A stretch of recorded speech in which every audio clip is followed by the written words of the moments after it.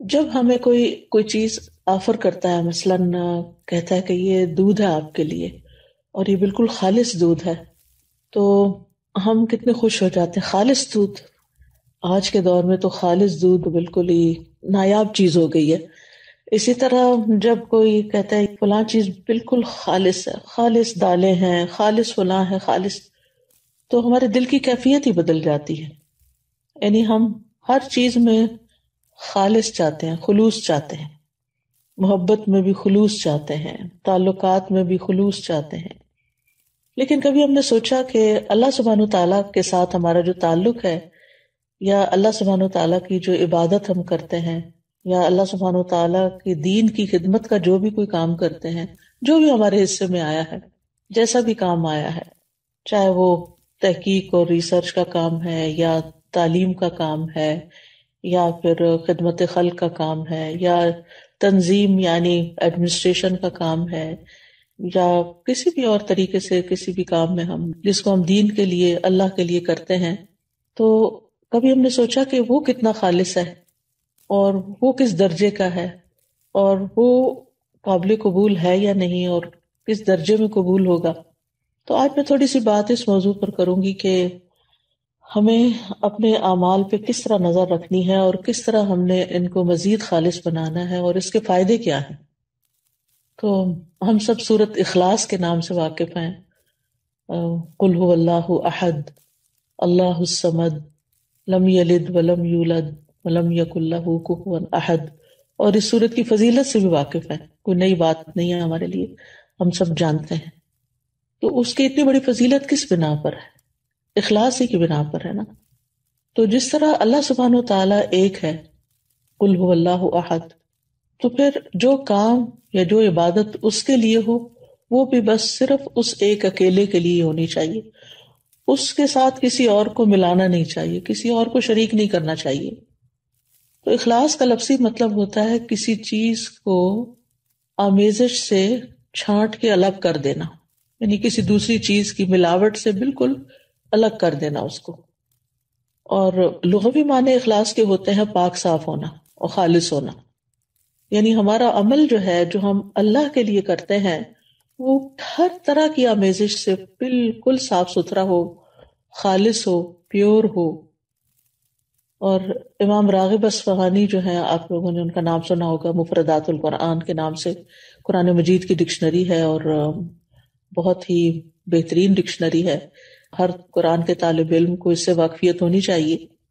تو امام راغب اصفہانی لکھتے ہیں کہ الاخلاص التبری عن کل ما دون اللہ تعالی. اخلاص یہ ہے کہ اللہ کے علاوہ ہر ایک سے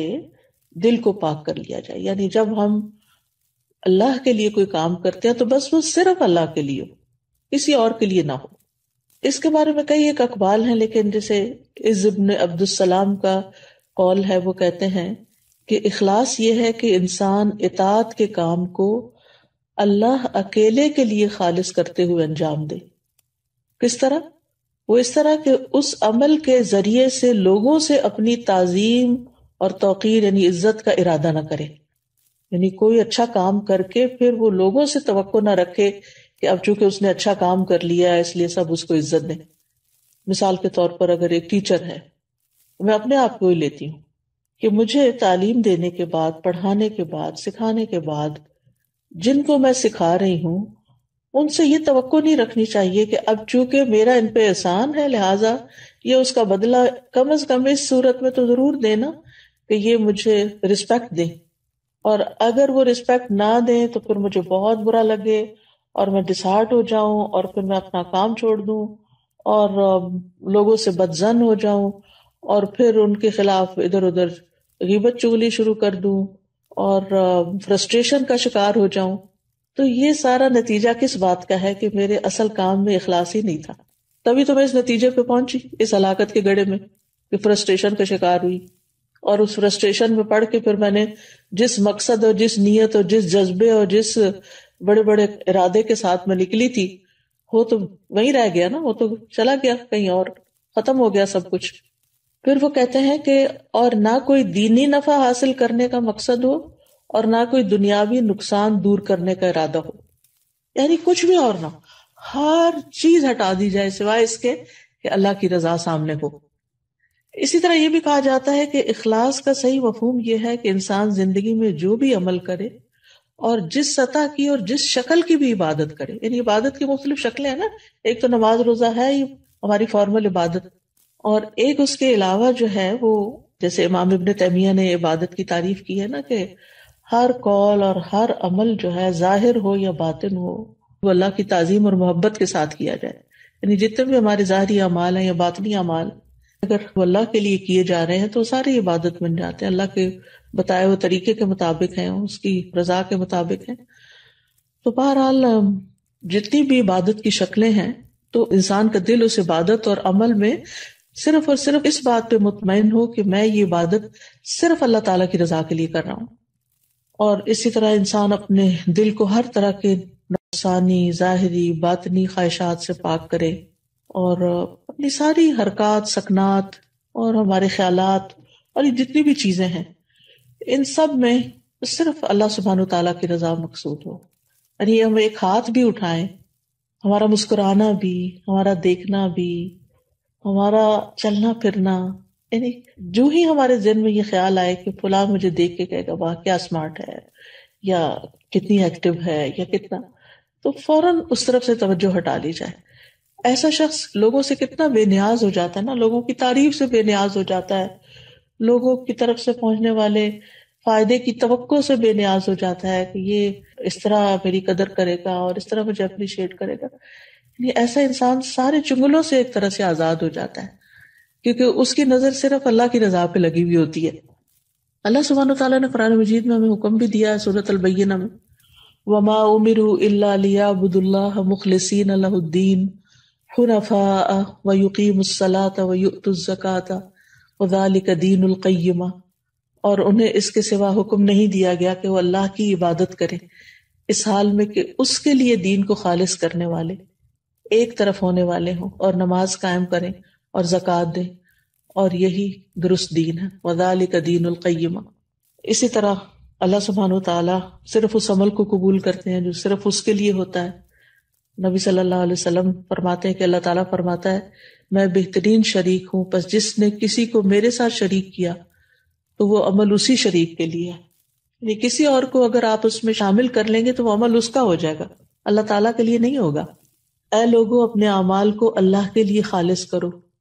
کیونکہ اللہ عز و جل اسی عمل کو قبول کرتا ہے جو خالص اسی کے لیے کیا جائے۔ اب سوال ہی پیدا ہوتا ہے کہ پھر اخلاص کے نتائج کیا ہوں گے، فوائد کیا ہوں گے، ثمرات کیا ہوں گے؟ پہلی بات تو یہ ہے کہ انسان کے اعمال قبول ہوں گے۔ ہم جو تھک رہے ہیں، محنت کر رہے ہیں، دن رات بھاگ دوڑ میں لگے ہوئے ہیں، ہماری زندگی کا ایک ایک لمحہ جو استعمال ہو رہا ہے، یہ سارا میزان میں ہماری حسنات میں شامل ہو جائے گا۔ یعنی یہ سب سے بڑا فائدہ ہے، یعنی قبولیت ہو جائے گی، کیونکہ حدیث میں آتا ہے کہ اللہ تعالیٰ صرف اس عمل کو قبول فرماتا ہے جو خالص اس کے لیے کیا جائے اور صرف اس کی رضامندی مقصود ہو۔ یہ سنن النسائی کی روایت ہے ابو امامہ الباہلی رضی اللہ عنہ سے۔ دوسرا بڑا فائدہ یہ ہوتا ہے اخلاص کا کہ انسان کو اللہ تعالیٰ کی مدد حاصل ہوتی ہے، اللہ سبحانہ تعالیٰ کی مدد حاصل ہوتی ہے، اور انسان کو ایک مضبوطی حاصل ہوتی ہے، اپنے کام میں جماؤ حاصل ہوتا ہے، ثابت قدمی آتی ہے، یعنی انسان پھر اس کام کو چھوڑتا نہیں۔ جیسے شروع میں نے کہا نا کہ انسان فرسٹریشن کا شکار نہیں ہوتا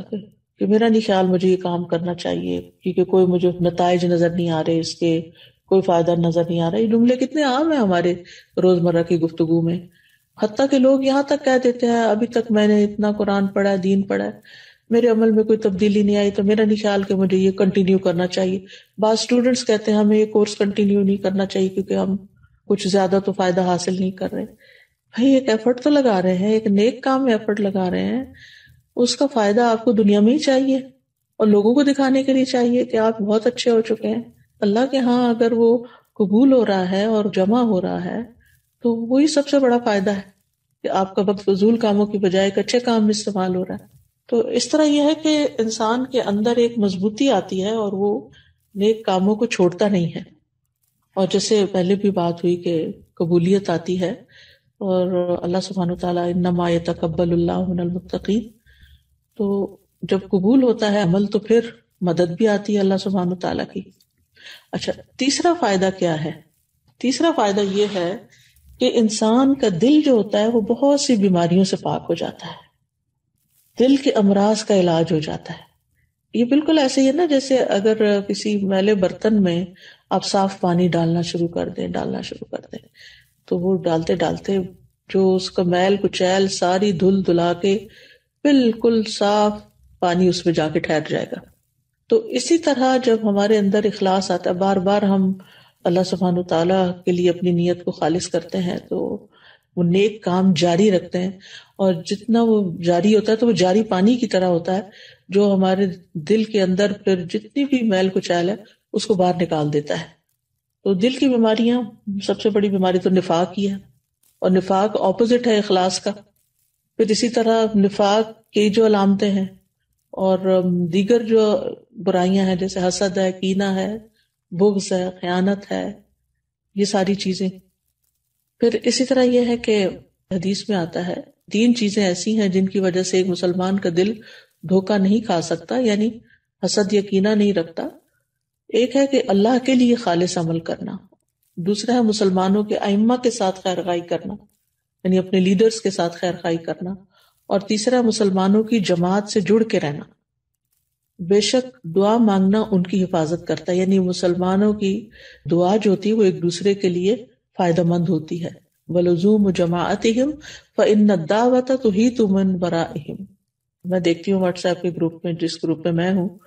کہ کوئی ایک بیمار ہوتا ہے تو سارے کنسرنڈ ہو جاتے ہیں اور ہر ایک دعائیں کرنے لگتا ہے. اور حقیقت ہے کہ ایسے دل پکڑا جاتا ہے. جب میں واٹس ایپ کھولتی ہوں، میں سینئر سٹاف کا جو گروپ ہے اس کا وہ نمبر دیکھتی ہوں کہ کافی میسیجز ہیں، تو میں سوچتی ہوں اللہ خیر کرے. لگتا ہے یا کوئی بیمار ہے یا کوئی فوت ہو گیا ہے یا کوئی، تو یہ اسی صورت میں سب کی دعائیں ملتی ہیں نا جب جڑے ہوئے ہیں. اور اگر جڑے ہوئے ہی نہیں ہیں، آپ اکیلے ہی زندگی بسر کر رہے ہیں تو بس پھر اکیلے ہی ہیں بہرحال. پھر اسی طرح اخلاص کا چوتھا فائدہ یہ ہے کہ جو دنیاوی عمل بھی جو ہوتے ہیں نا، دنیاوی کام جیسے کھانا پینا ہے، بچے پیدا کرنا ہے، شوہر بیوی کا تعلق ہے، خرید و فروخت ہے، یہ سارے کام بھی اخلاص کی وجہ سے نیک اعمال میں شامل ہو جاتے ہیں. جیسے صحابہ نے نبی صلی اللہ علیہ وسلم سے پوچھا تھا کہ اللہ کے رسول، ہم میں سے اگر کوئی اپنی خواہش پوری کرتا ہے تو کیا اسے اس میں بھی اجر ملتا ہے؟ تو آپ نے فرمایا بتاؤ، اگر وہ خواہش حرام جگہ پوری کرتا ہے تو کیا اس پر گناہ ہوتا؟ تو اسی طرح جب وہ اسے حلال جگہ پوری کرتا ہے تو اس کے لیے اجر ہی اجر ہے. تو اس میں آپ دیکھیں کہ مثلاً آپ والدین کی خدمت کر رہے ہیں، اپنے روزمرہ کے کاموں میں آپ دیکھیں کہ کچھ کام تو آپ خالص دینی کام کر رہے ہوتے ہیں، لیکن بہت سے کام دن بھر میں دنیاوی کام بھی ہمارے روٹین میں شامل ہو جاتے ہیں. جیسے کھانا پکانا ہے، کھانا سرو کرنا ہے، برتن سمیٹنا ہے، بچوں کے پیچھے پڑ کے ان کو کھلانا ہے. بزرگ ہیں تو ان کے چڑچڑے پن کے باوجود ان کے ساتھ خیر خائی کا معاملہ کرتے ہوئے ان کی ضروریات کا خیال رکھنا ہے. یہ سارے کام بندے کو تھکا دینے والے ہوتے ہیں، اور اینڈ آف دا ڈے پھر یا آوازیں بلند ہونے لگتی ہیں انسان کی، یا پھر احسان جتا بیٹھتا ہے یا کوئی اور. لیکن ان کاموں کو کرتے ہوئے بھی اگر انسان یہ سوچے نا کہ میں اللہ کی رضا کے لیے کر رہا ہوں، اس کا اجر میں اللہ سے چاہتا ہوں، اس کا اجر میں اللہ سے چاہتا ہوں، ہر موقع پر یہی بات اگر آپ انسان اپنے آپ کو یاد دہانی کرا دے تو آپ دیکھیں گے کہ دن کے آخر میں بھی آپ اللہ سے باتیں کر رہے ہوں گے اور دعائیں اپنے لیے کر رہے ہوں گے، یا اللہ تو میری کوششوں کو قبول کر لے اور تو مجھ سے راضی ہو جا. اور نہ آپ اپنے بچوں پہ چیخے چلائیں گے، نہ آپ اپنے شوہر پہ احسان جتائیں گے، نہ آپ اپنے نوکروں کے اوپر کوئی غصہ کریں گے، کیونکہ ساری چیزیں اللہ ہی کے لیے کر رہے ہیں نا، اللہ ہی کے حکم کے مطابق اللہ ہی کے لیے کر رہے ہیں. اب کھانا کھلانا کتنا نیکی کا کام ہے، گھر کی صفائی کرنا، طہارت اور نظافت اللہ تعالیٰ کو کتنی پسند ہے. ان اللہ یحب التوابین ویحب المتطہرین. اگر اس جذبے کے ساتھ آپ صفائی کرتے ہیں، آپ نہانے میں بعض اوقات یہ ہوتا ہے کہ جیسے میرے جیسے مصروف لوگوں کا یہ ہوتا ہے کہ اچھا اب اس میں وقت لگ جائے گا میرا. جب میں نہانے جاتی ہوں تو میں کہتی ہوں اوہ 10-15 منٹ تو لگ ہی جائیں گے، یہ کیا وقت میرا ضائع ہو جائے گا، اس سے بہتر تھا میں کچھ کر لیتی. تو میں فوراً اپنے آپ کو ایسے موقع پہ یاد دلاتی ہوں کہ ان اللہ یحب التوابین ویحب المتطہرین. تو یعنی اگر نیت یہ ہے میری کہ اس پاکیزگی اور صفائی سے میرا رب مجھ سے محبت کرے تو پھر اس سے اچھا کیا کام ہو سکتا ہے. تو دل کے اندر سے نا وہ جو ایک انگزائٹی اور ایک پریشانی اور ایک تکلیف، وہ کیفیت ختم ہو جاتی ہے انسان کی. وضو کرنے جاتے ہیں یا ناخن کاٹ رہے ہیں اپنے، یا اور صفائی کر رہے ہیں اپنی، تو ان سب چیزوں کو بھی آپ سنت سمجھ کر اور دین کا حصہ سمجھ کر اور اللہ کی رضا کے لیے کرتے ہیں، تو چاہے اس پر وقت لگ جائے تو پھر آپ کو یہ پشیمانی نہیں ہوتی کہ میرا وقت ضائع ہو گیا. یہ جو ہم سب کو زندگی میں تھوڑا اللہ کے فضل سے اللہ کے دین کا کام کرنے کا موقع ملا ہے، تو obviously وقت اس کے لیے چاہیے ہوتا ہے نا. تو پھر ہم حریص ہوتے ہیں کہ ہمارا وقت صحیح استعمال ہو اچھے کاموں میں ہو. اور ہم کچھ کاموں کو تو اچھے کام کا نام دے دیتے ہیں، اور کچھ کاموں کو سمیت میرے کچھ کاموں کو ہم سمجھتے ہیں کہ یہ تو سیکنڈری قسم کے کام ہے، اور یہ تو ہمارے کام ہی نہیں ہے، یہ تو فضول کام ہے. حالانکہ دنیاوی کام بھی جو ہماری ضروریات پوری کرتے ہیں یا ہم دوسروں کی ضروریات پوری کر رہے ہوتے ہیں، تو ان کاموں کو بھی جب انسان اللہ کے لیے کرتا ہے تو خوشی خوشی کرتا ہے، اطمینان حاصل کرتا ہے، اور پھر اللہ کے لیے کر کے تو جو رضیت باللہ ربا وبالاسلام دینا کی کیفیت انسان کے اندر پیدا ہوتی ہے کہ اللہ میں راضی، تو نے مجھے اس کام کے لیے چلا، تو نے مجھے یہ کام دیا. پچھلے دنوں ایک دو ساتھیوں کے پیرنٹس بیمار تھے، تو ان میں سے ایک نے مجھے میسج کیا کہ میرے والد پچھلے 2-3 مہینے سے بیمار تھے، تو میں کوئی کورس نہیں پڑھا سکی، کچھ زیادہ کام نہیں کر سکی، لیکن میں دن کا ایک بڑا وقت ان کے ساتھ گزارتی رہی. اب آپ خود سوچیں کہ اب ایک صورتحال یہ کہ انسان فرسٹریشن کا شکار ہو، یہ کیا مصیبت پڑ گئی مجھ پہ، میرا تو دین کا کام چھوٹ گیا، اور میں تو اتنے نیک کام کر رہی تھی اور اتنا صدقہ جاریہ کما رہی تھی اور بڑے بڑے کام کر رہی تھی، اور اب اس مصیبت میں پھنس گئی ہوں، پتہ نہیں کون سے گناہ کی شامت ہے. ایک تو شیطان اس طرح کی باتیں سجھواتا ہے، اور اتنی بڑی نیکی اور اتنی بڑی خیر کے کام کو جو اللہ ہی کی طرف سے زندگی میں آ گیا، انسان اس کو بھلا دیتا ہے، اس میں نیت بھی خراب کرا دیتا ہے، اس میں فرسٹریشن ڈال کے تکلیف میں مبتلا کر دیتا ہے. وہ جیسے حضرت ایوب علیہ السلام نے کہا تھا نا، انی مسنی الشیطان بنصب وعذاب، یعنی شیطان نے مجھے عذاب میں مبتلا کر دیا. ہوتا یہ ہے کہ ایک تو انسان کو مرضی کے خلاف کوئی کام کرنا پڑ جائے تو اس میں انسان کو تکلیف ہوتی ہے، پلس یہ کہ پھر اس کے اوپر شیطانی وسوسے اور جلن اور کڑھن، یہ عذاب سے کم نہیں ہوتا.